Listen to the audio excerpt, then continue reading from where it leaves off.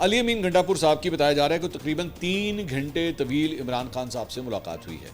तो पाकिस्तान तहरीक इंसाफ के वो लोग जो अक्सर औकात इस बात के ऊपर एतराज़ करते थे कि गंडापुर साहब मिलने के लिए क्यों नहीं जाते, और गंडापुर साहब ने आज से हफ्ता 2 हफ्ते पहले वो गए भी थे, आपको याद होगा 2-3 दिन मुसलसल जाते रहे थे, लेकिन इनकी अंदर मुलाकात नहीं हो पाती थी। एक मौके के ऊपर तो गुस्से में उन्होंने ये भी कह दिया क्या दीवार फैलांग के चला जाऊँ।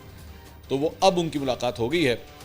मुलाकात में एक्चुअली डिस्कशन क्या हुई है, ऑब्वियसली ये दो लोगों के दरमियान है। मैं उन जर्नलिस्ट में से नहीं हूँ जो मैं कहूँगा कि जनाब मैं टेबल के नीचे बैठा हुआ था और मैं सब कुछ सुन रहा था।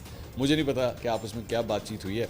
अलबत्ता बैरिस्टर सैफ जो है वो उन्होंने इसके ऊपर कहा कि जी उन्होंने आज इमरान खान साहब से मुलाकात में अमन ओमान, सिक्योरिटी और मुतल्लिका मामला पर तफसीली गुफ्तगू की है। बानी ने वज़ीर आला गंडापुर पर अपने भरपूर एतमाद का इजहार किया है। इमरान खान ने वज़ीर आला को अफगानिस्तान के साथ रब्ताकारी और मुज़ाकरात यकीनी बनाने की हिदायत की है।